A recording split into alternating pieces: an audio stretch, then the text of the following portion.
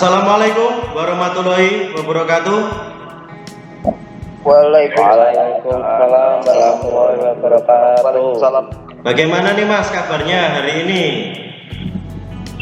Baik. Masih semangat belajar ya? Masih, Pak. Oke. Biar lebih semangat, coba ditampilkan video kalian masing-masing, Mas. Kameranya di on kan, biar Pak Hari lihat. Oke, bagus. Oke, bagus. Terima kasih. Kita yel dulu ya. Semangat pagi. Pagi, luar biasa.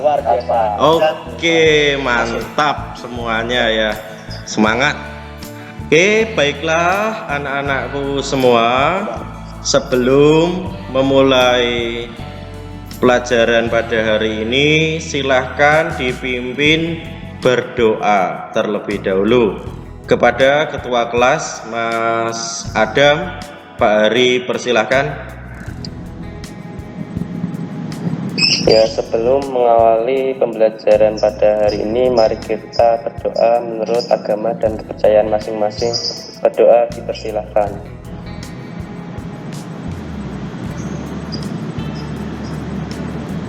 Doa selesai. Oke, baiklah. Adakah dari teman-teman kalian yang belum join ya? Masih ada enggak ya? Sudah semua, Pak. Oke, sudah lengkap ya. Pak Hari minta untuk suara di off kan. Tadi ada suara burung masuk ya. Itu nanti akan mengganggu pelajaran kita ya. Jadi pada saat kalian nanti bicara, baru speakernya di on kan ya, biar suaranya tidak masuk. Oke, dari tampilan sudah semua ya, sudah lengkap, mantap lah ya. Pak Hari harapkan kalian dapat berkonsentrasi dan bersungguh-sungguh dalam mengikuti pelajaran kita pada hari ini, apalagi di masa-masa pandemi seperti ini ya. Kita harus tetap jaga kesehatan dan selalu menerapkan 5M. Jelas, Mas? Siap, Pak. Baik, Pak. Oke. Siap. Sebelum Pak Hari masuk ke materi, saya ingin bertanya, adakah yang masih ingat nih pelajaran kita minggu kemarin? Coba, masih ada ndak? Ingat, Pak. Siapa ini? Ya, Pak. Ingat. Mas? Kenalkan, Pak. Nama saya Ahmad Abdul Kholik, Pak. Oke, didekatkan Mas biar jelas suaranya. Kami masih ingat, Pak, kemarin kan menganalisa kerusakan sistem pengapian konvensional, Pak. Oke, contohnya apa Mas kemarin?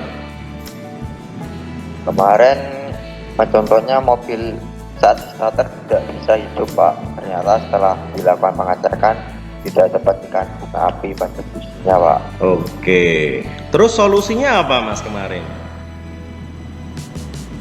Ya, kemarin kita coba cek satu persatu, Pak, komponennya, sistem pengapiannya dari aki, koil, busi, dan kabel-kabelnya, Pak.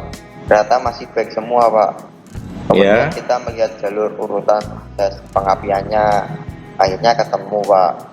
Fuse atau sekringnya putus, lalu kita lakukan penggantian, dan alhamdulillah mobil sudah bisa kembali jalan, Pak. Oke. Kita puas. Oke, puas ya, bagus.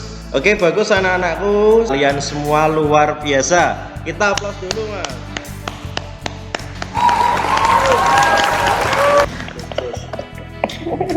Oke, alhamdulillah masih ingat ya. Jadi minggu kemarin kita sudah membahas tentang cara menganalisa gangguan atau kasus yang terjadi pada sistem pengapian konvensional, dan sudah kalian diskusikan bersama juga. Sip, mantap ya. Nah, 2 hari yang lalu sudah Pak Ari beri link kalian via WA dan sudah dipelajari ya. Sudah, Pak. Oke, mantap. Pada pertemuan yang pertama ini kita akan membahas tentang cara mendiagnosa kerusakan pada sistem pengisian konvensional. Lebih tepatnya pada pemeriksaan dan mendiagnosa kerusakan komponen pengisian konvensional. Untuk bahan ajar sudah kalian pelajari? Sudah, Pak. Oke, untuk LKPD-nya sudah kalian unduh? Sudah. Oke. Pak Hari tampilkan sebuah PowerPoint, silahkan disimak ya Mas. Dari tampilan terlihat Mas? Terlihat, Pak. Oke ya. Terlihat, Pak. Terlihat, Pak. Nah, Pak Ari berikan sebuah stimulus ya. Di tampilan kalian ada sebuah gambar ya. Coba ini. Pernah mengalami mobil macet tidak?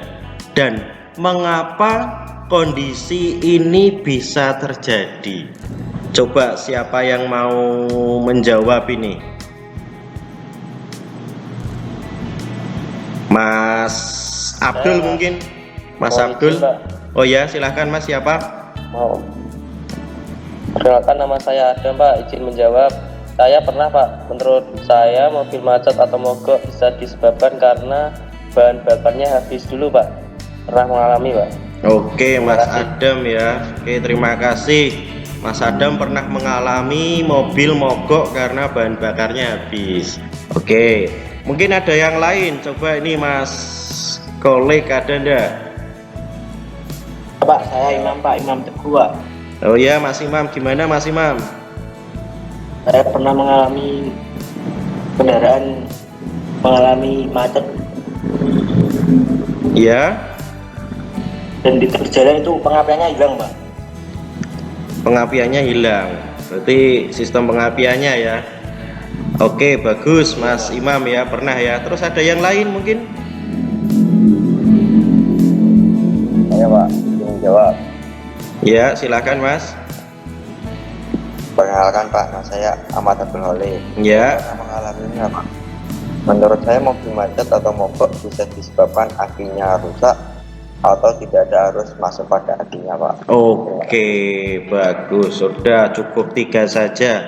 Oke, itu semua yang kalian sebutkan tadi bisa menjadi faktor penyebab mobil itu macet atau mogok. Tetapi yang lebih pas, lebih cocok dengan materi kita hari ini yaitu mobil mogok karena akinya drop atau tegangannya turun dikarenakan tidak ada pengisian pada baterai. Oke, sekarang kita simak materi yang akan Pak Hari tampilkan. Oke, siap, Pak. Oke. Untuk materi kita kali ini ada 2 KD. Yang pertama, mendiagnosa kerusakan sistem pengisian. Dan yang kedua, memperbaiki sistem pengisian. Adapun tujuan pembelajaran ya yang harus kalian capai untuk pertemuan kita kali ini. Yang pertama, siswa dapat menjelaskan cara kerja dan memeriksa sistem pengisian dengan benar dan sesuai buku literatur secara teliti, bekerja sama, dan menghargai pendapat orang lain. Yang kedua, siswa dapat mendiagnosa kerusakan dan memperbaiki sistem pengisian dengan benar dan sesuai buku literatur secara teliti dan sesuai SOP. Yang ketiga, siswa dapat melakukan pengujian sistem pengisian dengan benar dan sesuai buku literatur secara teliti dan sesuai SOP. Untuk indikator pencapaian kompetensi, ya, di sini dibagi menjadi dua, yaitu pengetahuan dan keterampilan. Karena kita masih tatap pembelajaran model daring, yang lebih pas di sini yaitu pengetahuan. Ya, untuk keterampilan besok pada saat kalian ada di workshop. Untuk indikator pencapaian kompetensinya, yang pertama menjelaskan cara kerja sistem pengisian. Yang kedua, menentukan cara pemeriksaan kerusakan sistem pengisian. Dan yang ketiga, mendiagnosa letak kerusakan komponen sistem pengisian. Oke, di tampilan kalian ada sebuah gambar sistem pengisian ya Mas ya. Terlihat ya? Ya Pak, Oke. Untuk sistem pengisian, silakan diperhatikan.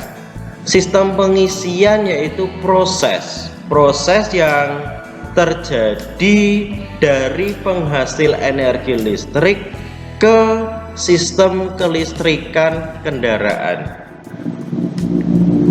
yang nantinya akan bekerja sebagai sumber arus dan melakukan pengisian pada daya baterai yang telah habis. Ya, pengisian bisa menghasilkan energi ketika mesin kendaraan itu dihidupkan. Hal ini disebabkan oleh sistem yang memanfaatkan putaran mesin menjadi tenaganya. Nah, listrik yang diciptakan nantinya akan digunakan untuk menghidupkan beberapa bagian pada mobil. Misalnya saja nih, untuk menghidupkan klakson, lampu, dan kelistrikan lainnya pada kendaraan. Ya, secara umum terdapat dua fungsi dari sistem pengisian. Yang pertama, untuk mengisi daya baterai yang sudah habis saat proses starting kendaraan. Kemudian yang kedua, untuk memberikan suplai listrik ketika mobil itu hidup. Nah, kendaraan yang melaju membutuhkan banyak sekali sumber listrik agar bisa dikendarai dengan nyaman dan tentunya aman. Ya, bayangkan saja jika kalian mengendarai kendaraan itu tanpa lampu pada malam hari, pasti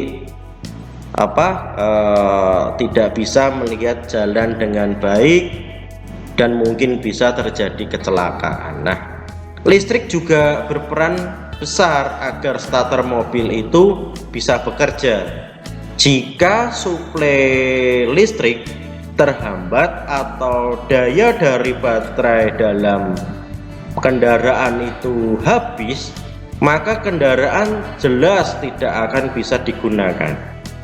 Oleh karena itu, menjaga agar daya listrik tetap ada sangatlah penting. Jelas, Mas? Pak. Ya. Oke. Nah, di tampilan kalian ada komponen-komponen sistem pengisian pada mobil tentunya ya. Sistem pengisian konvensional. Bisa disebutkan, Mas? Coba ini siapa yang mau menyebutkan nama komponen dan mungkin bisa ke fungsinya juga. Siapa? Coba Mas Adam. Saya Pak, mau izin Pak. Iya Mas. Izin menjawab alternator Pak. Oke, di sini ya, Itu alternator fungsinya ya. Untuk merubah energi gerak atau mekanis dari mesin menjadi energi listrik. Alternator terdiri dari beberapa komponen dalam mendukung sistem kerjanya Pak. Terima kasih. Oke, terima kasih Mas Adam. Alternator ya. Kemudian ada yang lain? Mas Jawab, Pak Heri. Kolik, Mas Kolik ya ini ya. Ya. Oke, silakan Mas Kolik. Yang berikutnya regulator, Pak. Regulator. Oke. Pengatur. Ya, sebagai pengatur tegangan output dari alternator. Mengapa harus diatur? Karena tegangan yang dihasilkan alternator itu berbanding lurus dengan RPM mesin. Artinya ketika mesin berada pada RPM rendah, maka output alternator juga rendah. Dan saat RPM masih tinggi, maka output alternator juga itu tinggi, Pak. Nah, terima kasih. Oke, terima kasih Mas Kolik ya. Ini Pak Hari tunjukkan regulator tadi yang disebutkan sama Mas Kolik. Bagus, terima kasih. Kemudian ada komponen yang lainnya. Mas siapa ini? Mas Abdul mungkin? Ya Pak, izin menjawab. Aki Pak. Oh ya, silakan Mas. Sebagai penyimpanan energi listrik, ibarat itu sebagai sebuah gudang Pak. Baterai akan menyimpan semua energi listrik yang dihasilkan alternator untuk kemudian energi yang tersimpan ini itu akan dikeluarkan pada saat yang tepat Pak. Oke, mantap ya, baterai ya. Kemarin sudah kita pelajari juga pada sistem pengapian. Oke, ada yang lain, komponen yang lain setelah tadi alternator, regulator, kemudian baterai. Siapa lagi yang mau coba menjawab? Saya Pak, izin menjawab. Siapa Mas? Kunci kontak Pak. Pak Akbar Pak, Oh izin ya, menjawab. ya silakan. Kunci kontak Pak. Sebagai switch atau saklar Pak. Oke, bagus. Mungkin ada yang lain? Mas Riko mungkin? Siap, izin menjawab Pak. Ya Mas, silakan. Mas Hariko. Lampu DAG Pak. Ya. Sebagai merupakan lampu indikator yang bisa menunjukkan adanya gagal pengisian saat kunci kontak on. Ya. Secara normal lampu ini akan menyala. Ya. Begitu ketika mesin hidup lampu ini harusnya menyala. Jika mati maka bisa mengindikasikan adanya kegagalan pengisian. Oke. Terima kasih. Oke, bagus. Terima kasih Mas Riko. Di pertemuan pertama ini Pak Heri sengaja mengupas sejauh mana kalian mendalami materi tentang sistem pengisian konvensional ya. Untuk pertemuan kali ini kita akan mengupas lebih dalam komponen utama sistem pengisian. Apa Mas? Komponen utama sistem pengisian. Mas Kolik coba.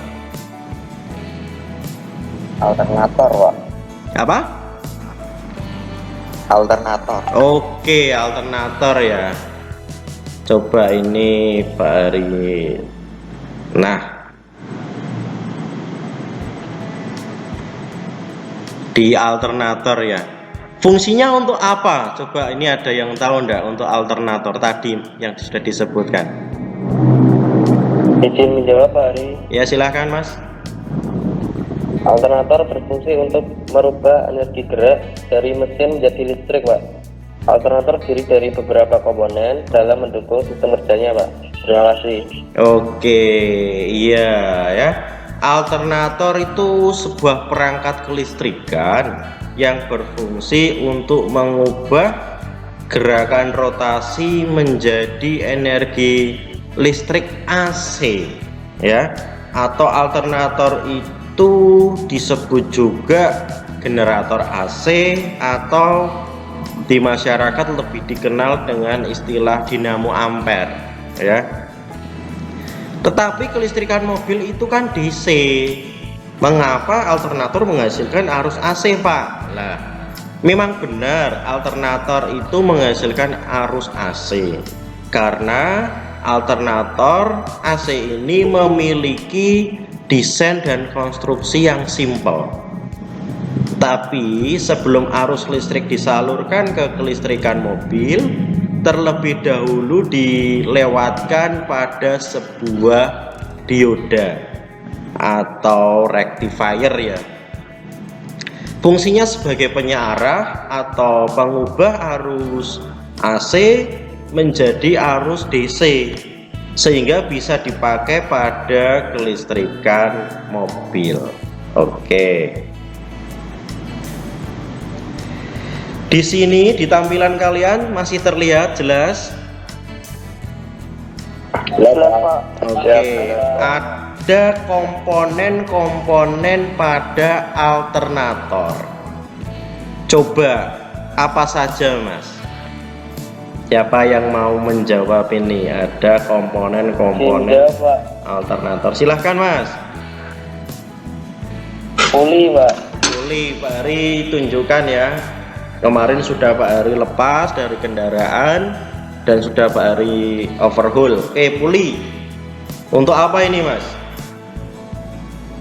Fungsinya sebagai tempat dari tali kipas atau fan belt untuk menggerakkan rotor pada alternator, Pak. Oke, bagus, terima kasih. Terus ada yang lain, coba siapa? Mas Abdul mungkin? Oke, izin menjawab, Pak Ari. Silakan Mas. Kipas atau fan, Pak Ari. Oke ya, ada kipas ya. Ya, Fungsinya? itu berfungsi untuk mendinginkan komponen-komponen di dalam alternator meliputi dioda atau rectifier, starter coil, dan rotor coil, Pak. Oke, bagus Mas Abdul ya. Enggak. Oke, mungkin ada yang lain. Tadi sudah ada puli, ada kipas, terus ada yang lain? Ya, Pak Ari. Izin menjawab.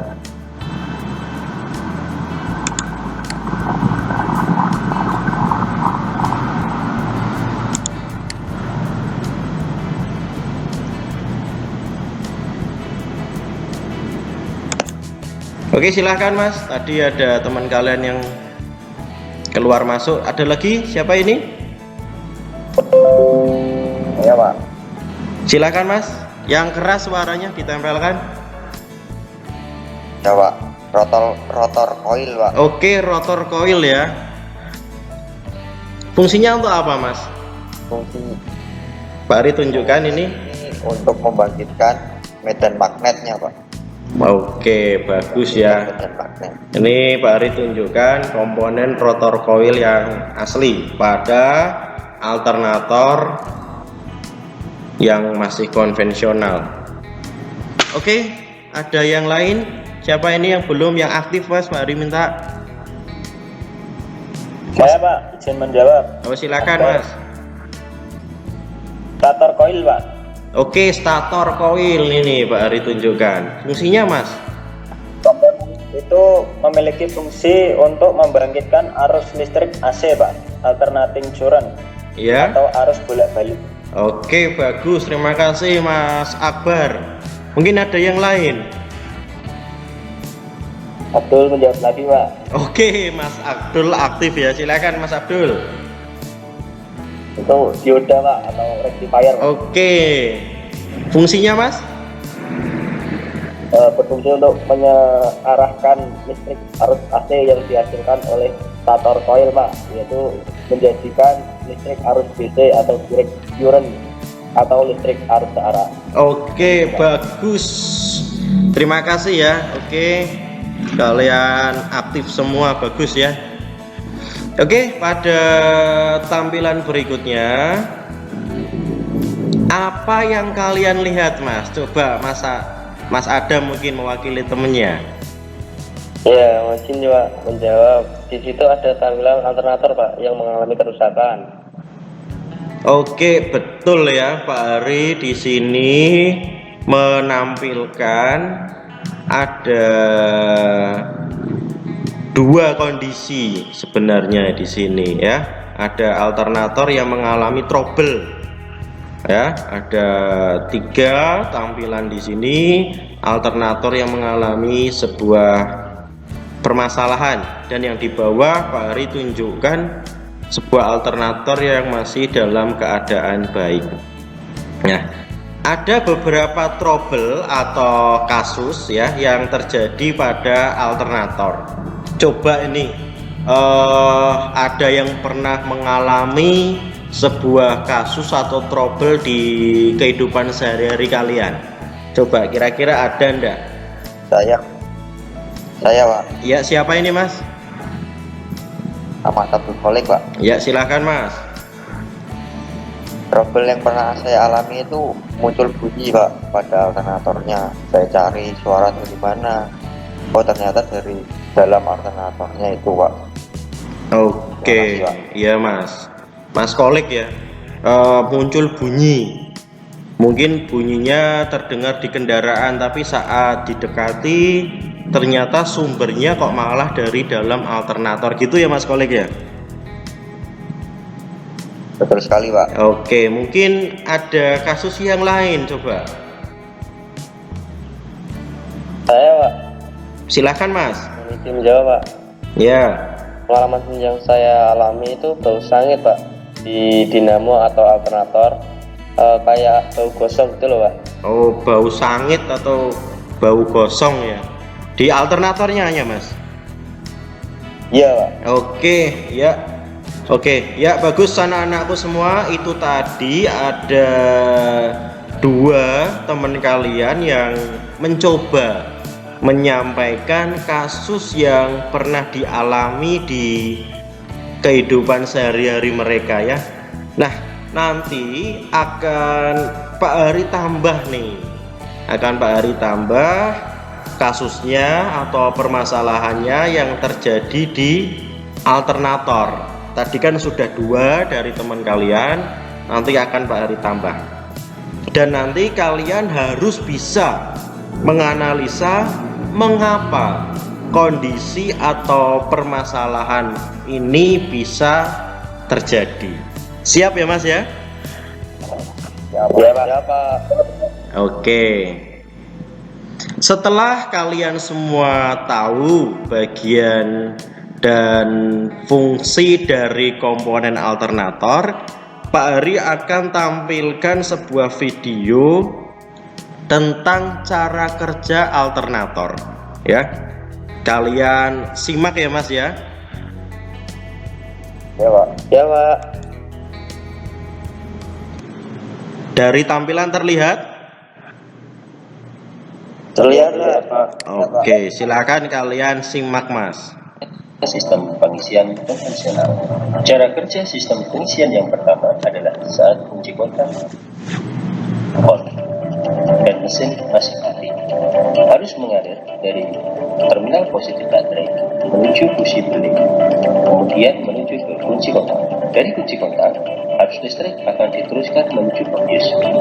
Terdapat 2 buah fuse atas dan fuse bawah. Kita mulai dari fuse bawah terlebih dahulu. Dari fuse bawah, harus akan dilanjutkan melewati lampu pengisian atau CHG, kemudian menuju terminal L regulator. Dari terminal L regulator akan diteruskan ke kontak poin P0. Dari P0 menuju ke P1. Dari P1 menuju ke terminal E. Dari terminal E regulator arus listrik akan diteruskan menuju ke massa. Terjadi beda potensial dari terminal positif baterai mengalir menuju ke massa. Lampu indikator pengisian akan hidup. Pada fuse bagian atas, arus akan mengalir menuju ke terminal IC regulator. Dari terminal IC akan diteruskan menuju ke kontak poin PL1. Dari PL1 dilanjutkan ke PL0. Dari PL0 ke terminal F regulator. Dari terminal F regulator, arus listrik akan dilanjutkan menuju ke terminal F alternator. Selanjutnya menuju ke sikat atau brush positif. Dari sikat atau brush positif dilanjutkan menuju ke slip ring. Dari slip ring, arus listrik akan menuju ke rotor coil atau kumparan rotor coil. Dari kumparan rotor coil menuju ke slip ring kembali, brush atau sikat negatif. Selanjutnya terminal E alternator dan menuju ke massa. Rotor coil akan menjadi magnet dikarenakan sebuah kumparan apabila dialiri arus listrik, maka kumparan tersebut akan menjadi magnet. Sehingga ketika kunci kontak on dan mesin belum hidup, yang terjadi adalah lampu indikator pengisian nyala, serta di rotor coil sudah terdapat kemagnetan. Cara kerja sistem pengisian yang kedua adalah saat mesin sudah hidup dan putarannya masih rendah.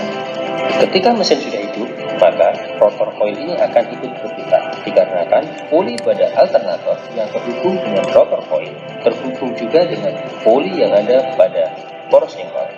Sehingga ketika poli poros engkol berputar, rotor coil juga akan ikut berputar. Ketika rotor coil sudah berputar, maka arus listrik sudah dibangkitkan dari kumparan stator coil dan keluar dari alternator. Arus listrik yang pertama adalah yang dari terminal N alternator atau biasa disebut dengan tegangan netral. Dari terminal N alternator, arus akan dilanjutkan menuju ke terminal N regulator. Selanjutnya dari terminal N regulator akan menuju ke kumparan voltage relay. Dari kumparan voltage relay diteruskan menuju terminal E regulator. Dari terminal E regulator dilanjutkan menuju ke massa. Kumparan voltage relay akan menjadi magnet, maka kontak poin P0 ini akan tertarik sehingga menuju atau menempel dengan P2. Bisa diperhatikan pada kontak P0 yang awalnya nempel dengan P1, sekarang sudah menempel dengan P2 akibat adanya kemagnetan pada voltage relay. Selain arus yang keluar dari terminal N alternator, arus juga sudah mulai keluar dari terminal D alternator, di mana arus ini adalah arus DC karena yang keluar dari stator coil sudah dirubah oleh diode dari awalnya AC menjadi DC. Arus dari terminal D alternator dilanjutkan menuju terminal D regulator. Dari terminal D regulator menuju ke kontak poin P2. Nah, ketika kondisi seperti ini, maka lampu pengisian mati. Bisa dikatakan apabila mesin sudah hidup, maka lampu indikator pengisian ini harus segera mati. Selain arus B yang menuju ke kontak P2, terminal B ini juga yang digunakan untuk melakukan proses pengisian pada baterai dan digunakan juga pada beban atau komponen-komponen listrikan yang ada pada kendaraan. Arus yang keluar dari titik B setelah dari kontak poin P2 akan menuju ke kontak poin P0. Dari P0 akan dilanjutkan menuju ke kumparan voltage regulator. Dari kumparan voltage regulator menuju ke terminal E regulator, selanjutnya ke massa. Aliran arus yang dari terminal B yang menuju ke voltage regulator dan berada di masa akan membuat kemagnetan pada voltage regulator. Kemagnetan pada voltage regulator akan menyebabkan PL0 ini bisa posisinya tetap menempel dengan PL1, bisa mengambang, bisa jadi berhubungan dengan PL2 tergantung dari kemagnetan yang ada pada voltage regulator. Ketika putarannya masih rendah, maka arus yang keluar dari terminal B kecil. Kemagnetan pada voltage regulator juga masih kecil, belum mampu menarik kontak poin PL0 menuju ke tengah maupun ke PL2, sehingga PL0 masih terhubung dengan PL1. Aliran arusnya adalah dari terminal B alternator menuju ke ignition fluid atau kunci kontak fuse atas, terminal IG regulator, kontak poin PL1, kontak poin PL0, terminal F regulator, terminal F alternator, sikat positif, slip ring, kumparan rotor coil, slip ring lagi, sikat negatif, terminal E, dan menuju ke masa. Dapat diperhatikan arus yang dari terminal alternator menuju ke rotor coil berada di masa tidak melewati hambatan sama sekali, sehingga arus yang menuju ke rotor coil besar.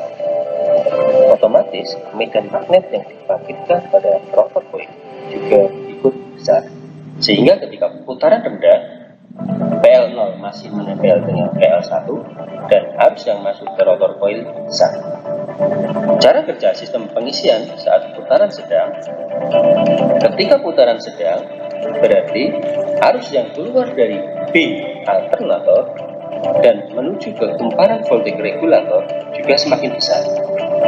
Akibat dari hal tersebut, maka kemagnetan pada voltage regulator dapat menarik kontak PL0. Bisa diamati kontak PL0 posisinya sudah tidak menempel dengan PL1, tapi posisinya di tengah-tengah karena putarannya sedang. Ketika kontak PL0 di tengah, maka aliran arus yang awalnya dari PL1 menuju ke PL0 dan ke rotor coil sekamasa terputus, dialihkan menuju ke resistor, menuju terminal F dan berakhir ke masa. Akibat dari arus yang masuk ke rotor coil sudah diberikan hambatan atau melewati hambatan, maka arus listrik yang menuju ke rotor coil menjadi berkurang. Berkurangnya arus listrik tersebut maka akan menyebabkan medan magnet yang dibangkitkan pun juga akan berkurang. Output dari terminal B agak dikurangi ketika putarannya sudah sedang. Cara kerja yang ketiga saat sistem pengisian putaran tinggi.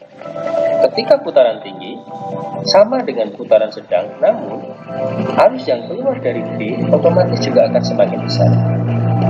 Ketika arus yang keluar dari terminal B besar, maka kemagnetan pada voltage regulator juga semakin besar.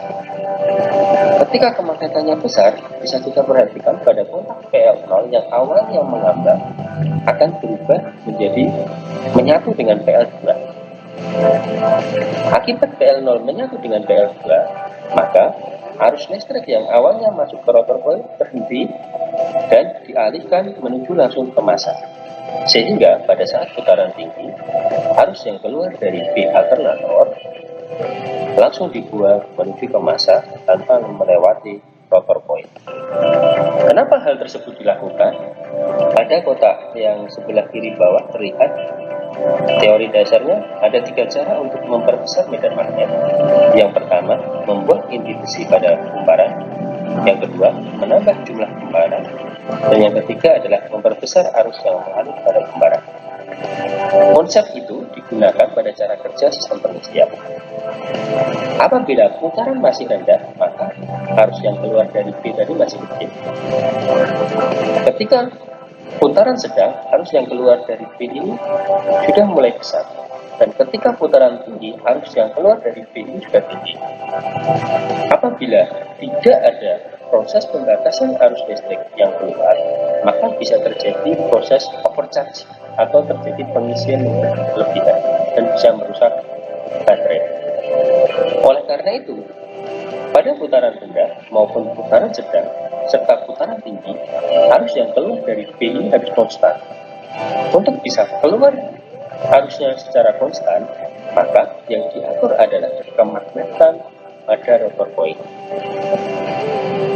Ketika putaran tinggi, berarti rotor koil kemagnetannya harus dihilangkan.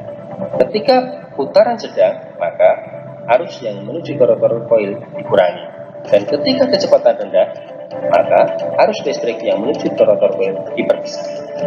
Hal tersebut supaya arus yang keluar dari terminal B dapat konstan. Demikian tadi adalah cara kerja sistem pengisian, baik pada saat kunci kontak on, saat mesin sudah hidup putaran rendah, putaran sedang, dan putaran tinggi.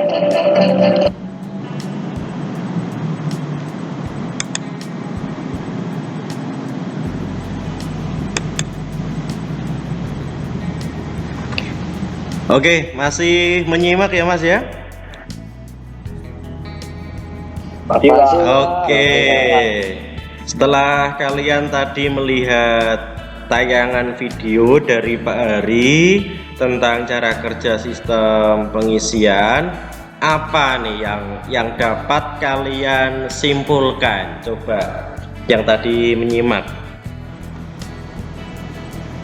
Coba Mas Adam mungkin.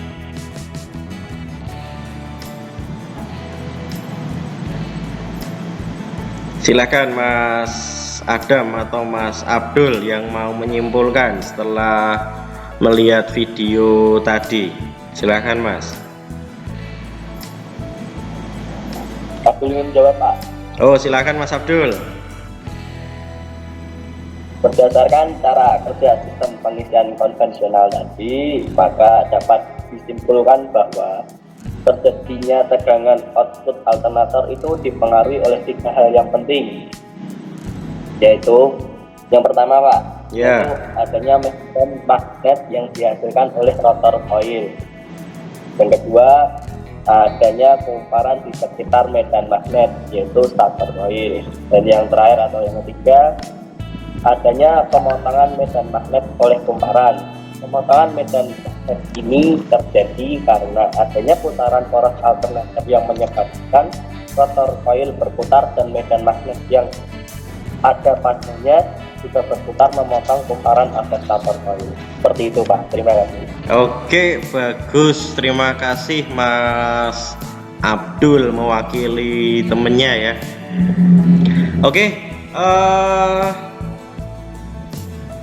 setelah kita tahu semua bagaimana sistem pengisian itu tadi bekerja, kita juga harus bisa melakukan pemeriksaan pada alternator, Mas. Ya, Pak Ari tampilkan video pemeriksaan komponen pada alternator. Gunakan obeng plus ya untuk membuka baut pengikat tentunya.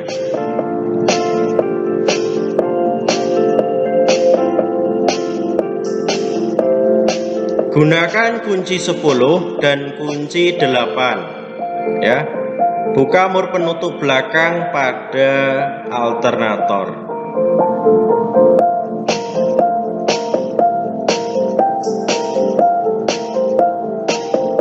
Buka penutup pengaman alternator juga ya.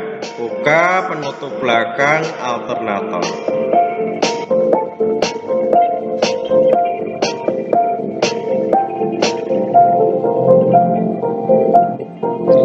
Kemudian keluarkan stator dari dudukannya dengan hati-hati.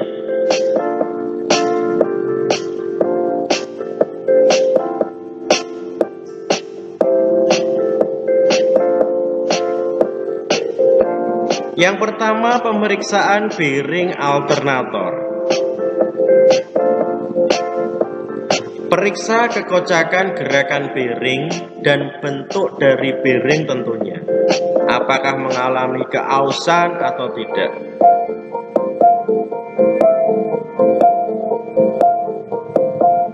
Yang kedua, pemeriksaan pengetesan kebocoran rotor. Gunakan multitester, kalian kalibrasi ya. Hubungkan prob positif dan prob negatif pada bearing belakang.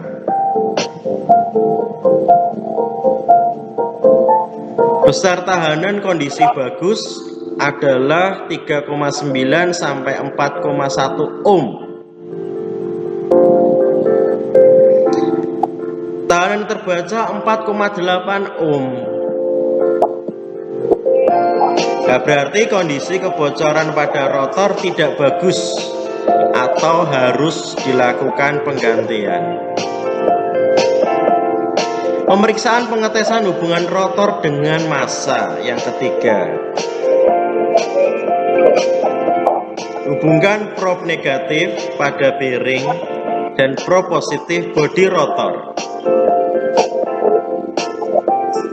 Jika jarum ohmmeter tidak bergerak, berarti kondisi bagus.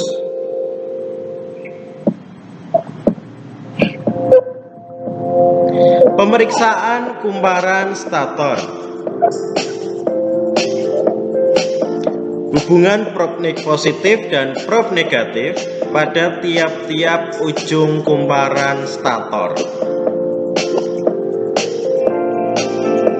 Jika jarum ohmmeter bergerak, berarti kondisi bagus. Yang kelima, pemeriksaan stator pada pengetesan hubungan dengan massa atau ground. Hubungkan prob negatif pada ujung kumparan dan prob positif kumparan. Periksa tiap-tiap elemen stator.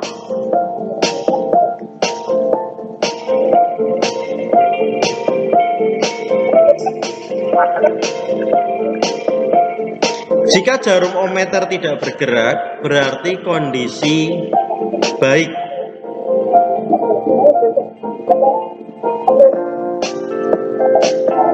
Pemeriksaan sikat atau brush atau arang.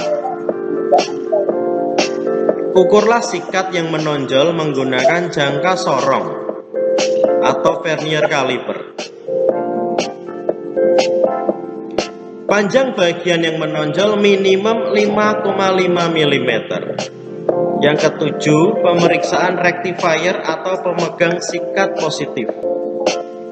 Tanda atau ciri terminal positif sikat. Hubungan prob positif ke terminal B dan prob negatif dihubungkan ke rectifier.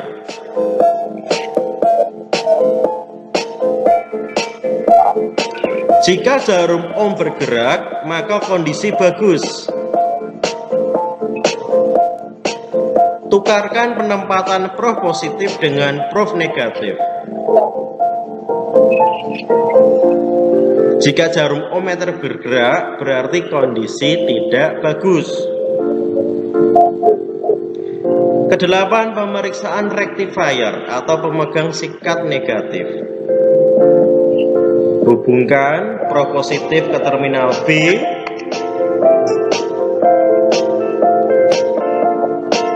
dan hubungkan prob negatif ke rectifier. Jika jarum ohmmeter tidak bergerak, maka kondisi tidak baik. Tukarkan penempatan prob positif dengan prob negatif. Jika jarum ohmmeter bergerak, maka kondisi baik. Lakukan perakitan kembali alternator. Pasang tutup belakang alternator. Tepatkan garis dudukan baut alternator. Dudukan stator pada rotor dengan menempatkan garis dudukan baut alternator.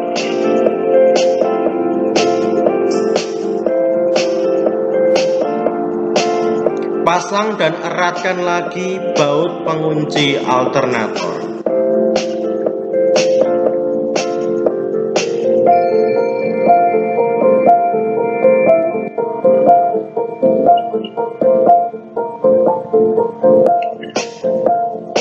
tentang pengaman alternator.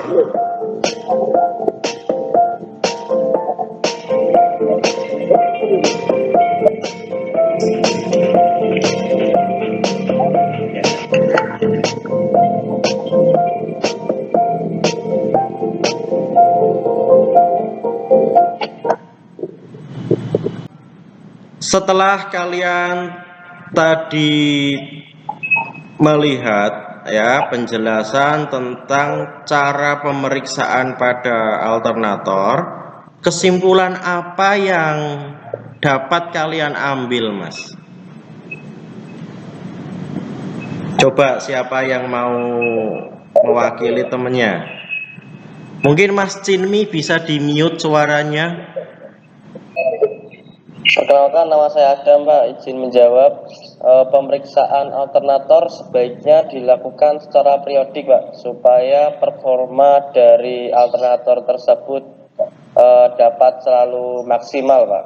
Oke, bagus. Terima kasih Mas Adam ya. Oke, coba ini Pak Ari minta kameranya di-on-kan, Mas, semua, Mas. Coba kameranya di-on-kan. Mas Adam, Mas Akbar, oke bagus. Mas, ya bagus ya. Oke, silahkan sekarang kalian buka LKPD yang sudah Pak Ari share ya. Kemudian kalian kerjakan sesuai petunjuk yang sudah ada ya. Bisa, Mas ya? Ya, Pak. Ya, Pak. Oke. Pak Ari akan bagi menjadi 4 kelompok ya.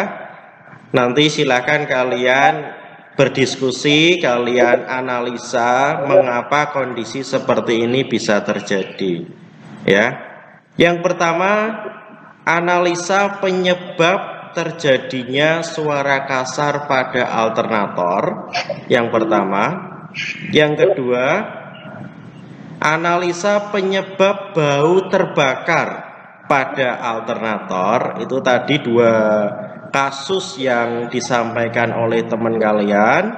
Yang ketiga, analisa penyebab aki tidak dapat mensuplai arus dari alternator.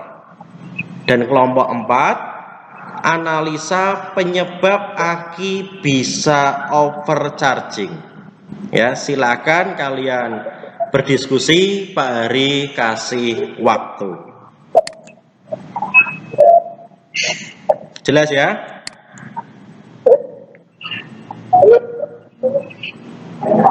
Jelas, Pak. Siap, jelas. Ya. Ada 4 kasus, silahkan kalian berdiskusi dengan kelompok masing-masing. Silahkan, Mas.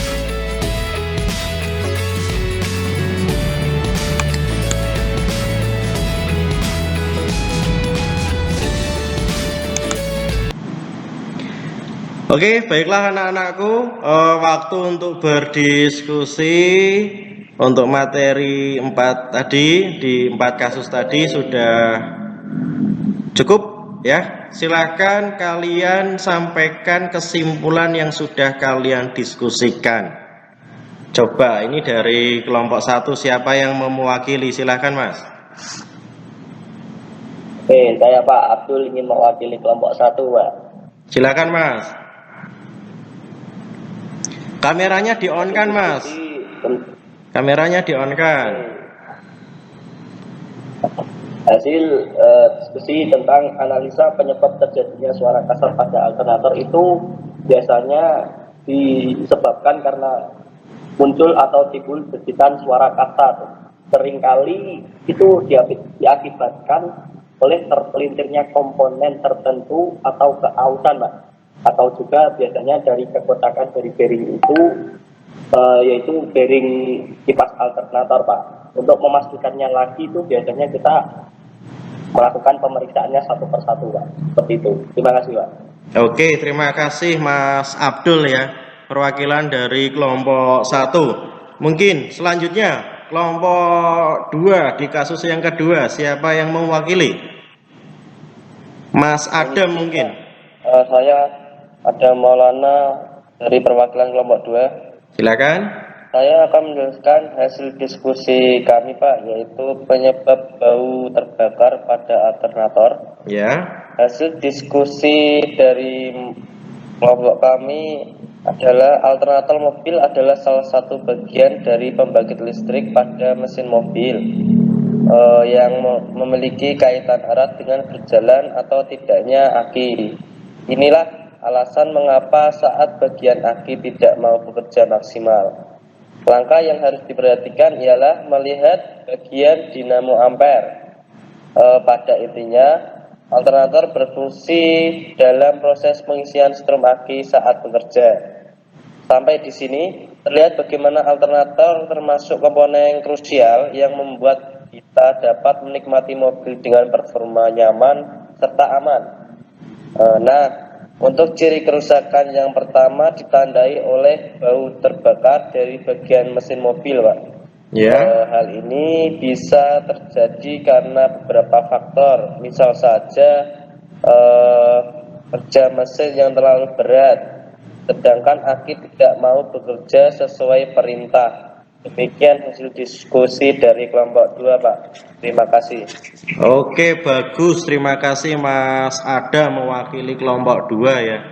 Selanjutnya kelompok 3, siapa ini yang berani mewakili? Saya Pak Ari. Ya, didekatkan Mas mic-nya. Perkenalkan Pak, nama saya Ahmad Abdul ingin membacakan hasil diskusi kami, Pak. Aki tidak mendapat suplai arus maksimal bisa disebabkan banyaknya aksesoris pada mobil yang menambah beban kerja dari alternator, dan bisa juga dari kapasitas aki yang tidak standar, Pak.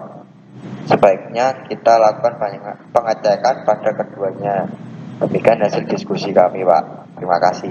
Oke, terima kasih Mas Ahmad Abdul Qolik ya. Terima kasih mewakili kelompok 3. Yang terakhir nih, kasus yang keempat. Silakan dari kelompok 4 yang mewakili. Ya Mas. Perkenalkan, nama saya Akbar, saya mewakili dari kelompok 4. Hasil diskusi kami ini, penyebab tegangan aki terlalu tinggi atau overcharge bisa disebabkan oleh alternator ada kerusakan. Ya. Alternator mobil disebut juga dinamo ampere.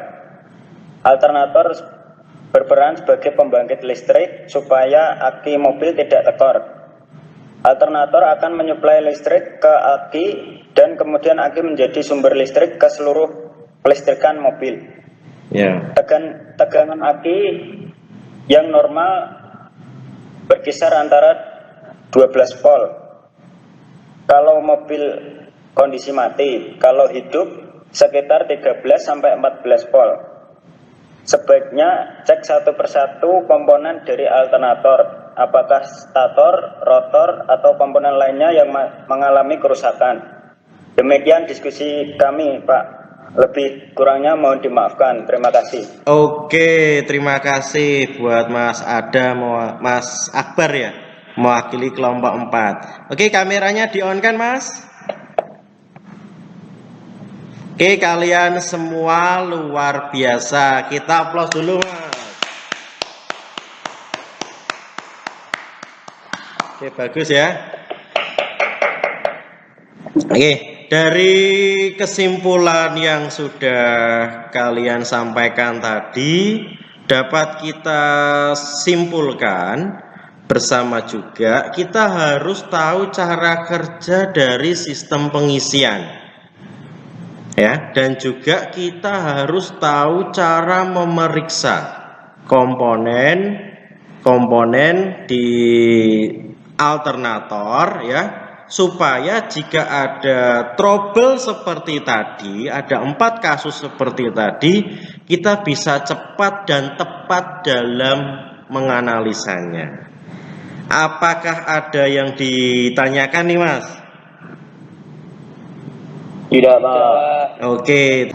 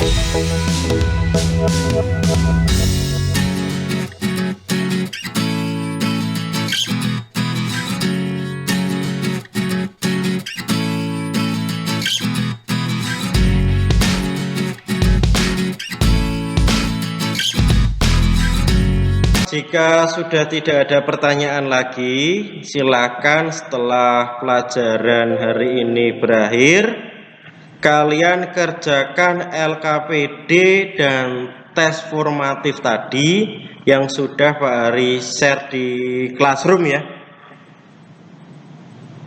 Oke, siap. Oke, Pak. Siap. Perlu Pak Ari sampaikan juga untuk pertemuan kita minggu depan, kita akan memeriksa komponen sistem pengisian lagi, yaitu pada regulator ya. Silahkan dipelajari bahan ajar yang sudah Pak Ari bagikan di Classroom. Carilah literatur bahan ajar online yang relevan pada materi minggu depan. Jadi pada saat minggu depan kita bertemu sudah ada gambaran tentang materi tersebut dan kalian siap untuk berdiskusi kembali. Jelas, Mas? Jelas, Pak. Oke, silahkan kameranya di-on-kan lagi. Nah, bagus, cakep ya. Baiklah anak-anakku, sebelum kita mengakhiri pelajaran hari ini, silakan kepada ketua kelas dipimpin untuk doa penutup. Silakan Mas Adam. Ya, siap. Sebelum mengakhiri pembelajaran pada pagi hari ini, alangkah baiknya kita berdoa menurut agama dan kepercayaan masing-masing. Berdoa dipersilahkan.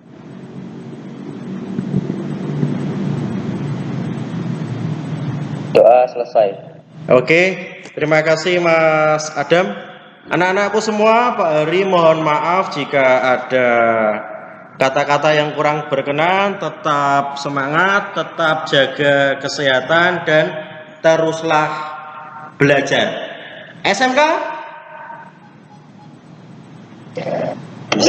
Oke, wassalamualaikum warahmatullahi wabarakatuh. Terima kasih Mas waktunya. Sampai ketemu lagi minggu depan. Terima kasih. Sehat-sehat semua. Oke, siap.